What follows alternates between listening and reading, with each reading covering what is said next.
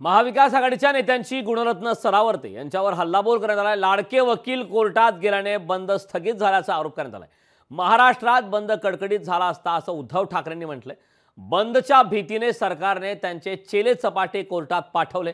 उद्धव ठाकरे यांनी गुणरत्न सरावर्ते यांच्यावर हल्लाबोल केला। महाविकास आघाडीच्या नेत्यांची गुणरत्न सरावर्ते यांच्यावरती हल्लाबोल करण्यात आलेला आहे। लाडके वकील कोर्टात गेल्याने बंद स्थगित झाल्याचा आरोप करण्यात आला।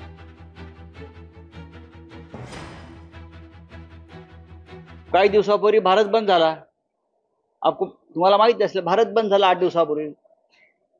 भारत बंद झाला, बहुत अनेक राज्यात बंद झाला, महाराष्ट्रात काही भागात बंद झाला।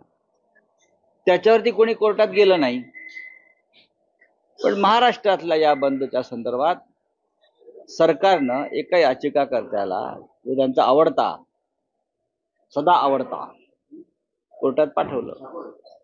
पण ठीक आहे, यापुढे जर महाराष्ट्रात अशा काही दुर्दैवाच्या घटना घडल्या तर त्याची जबाबदारी ही संबंधित कोर्टावर आणि त्या याचिकाकर्त्यावर राहील।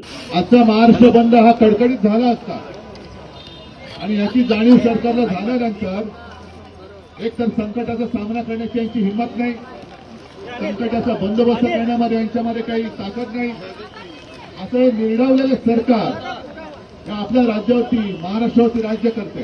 आणि याने जेव्हा अंदाज आला की हा महाराष्ट्र बंद कडकडीत होणार, तो होणारच, त्यांनी त्यांचे चेले चपाटे कोर्टात पाठवले आणि कोर्टाकडनं आपल्या महाराष्ट्र बंदाला अडथळा निर्माण केला गेला। उद्धव काय टीका करताय?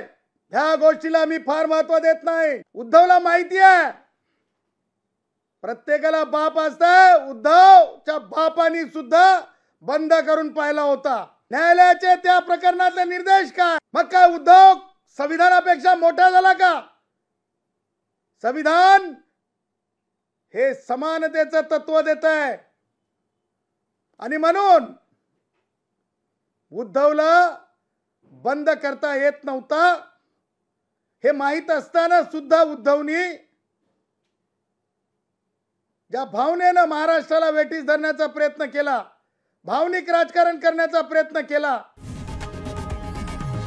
लोकशाही मराठी ऐका, पहा, जागरूक रहा।